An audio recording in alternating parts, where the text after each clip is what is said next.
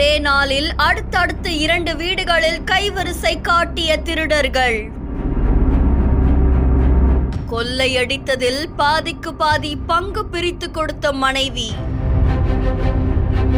கைவரிசை காட்டியவர்களை அலேக்காக தூக்கிய காவல்துறையினர். நாமக்கல் திருச்சி சாலையில் இருக்கக்கூடிய பொன்விழா நகரை சேர்ந்த லோக செந்தூர்குமரன் நாமக்கல்ல இருக்கக்கூடிய ஒரு தனியார் டயர் நிறுவனத்துல மேலாளரா பணிபுரிஞ்சிட்டு வராங்க அப்படின்னு சொல்லப்படுது. கடந்த 26ஆம் தேதி பூட்டிருந்த இவருடைய வீட்டு கதவு உடைக்கப்பட்டிருந்ததை பார்த்து ரொம்பவே அதிர்ச்சி அடைஞ்சிருக்காரு. அது மட்டும் இல்லாம வீட்டுல இருந்த பீரோவும் உடைக்கப்பட்டு அதுல இருந்து 9 சவரன் தங்க நகையும் ரொக்கமா 1,25,000 அதுக்கப்புறம் லேப்டாப்பை மர்ம நபர்கள் திருடிட்டு போனதா கூறப்படுது.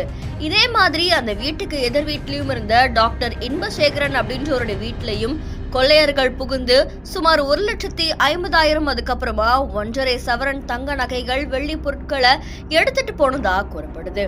இத பத்தி நாமக்கல் போலீசார் வழக்கு பதிவு செஞ்சு கொள்ளையர்களை தேடிட்டு வந்திருக்காங்க. இந்த நிலையில பரமத்தி வேலூர் காவிரி ஆற்றுப்பாலம் பக்கத்துல சோதனை சாவடியில சந்தேகத்தின் அடிப்படையில இருசக்கர வாகனத்தில் வந்த 3 பேரை போலீசார் மடக்கி பிடிச்சிருக்காங்க. அப்ப அவங்க கிட்ட விசாரணை மேற்கொள்ளும் போது அதுல இருந்து 2 பேர் தப்பி ஓடினதாகவும் கௌதமன் அப்படின்றவர் மட்டும் போலீசார் பிடிச்சதா சொல்லப்படுது.